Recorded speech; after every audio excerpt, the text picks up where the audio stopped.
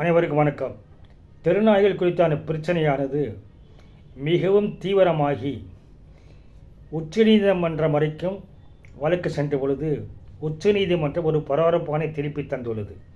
அந்த தீர்ப்பும் குறித்தும் கூட பலர் விவாத பொருளாக்கி பேசி வருகின்றார்கள்.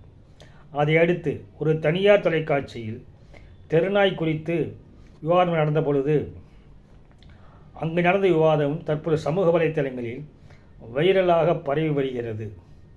இந்த நிலையில் துபாய்க்கு சினிமா விழாவில் கலந்து கொள்ள கமலஹாசன் சென்ற பொழுது அவரிடம் நிருபர்கள் தெருநாய் பிரச்சினை குறித்து கேள்விகளை கேட்டனர். அதற்கு கமலஹாசன் எப்பொழுதும் போல தனக்கே உரித்தான விதத்தில் தெருநாய் பிரச்சனைகளை தீர்ப்பது வெரி சிம்பிள், மிக சுலபமாக தீர்த்து விடலாம் என்று கூறினார்.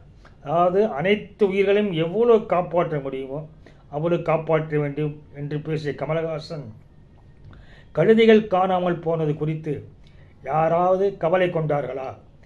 கழுதைகள் குறித்து யாரும் கவலைப்படவில்லை. தெருநாய்கள் பிரச்சனையில் தீர்வு காண்பதற்கு விஷயம் தெரிந்தவர்கள், உலக சரித்திரம் தெரிந்தவர்கள், சமூக சுகாதாரம் என்று தெரிந்தவர்கள் தீர்வு கொடுக்கலாம்.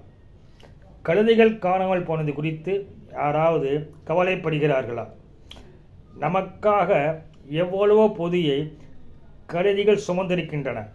ஆனால் அந்த கழுதைகள் எங்கும் காணவில்லை, காணாமல் போய்விட்டது.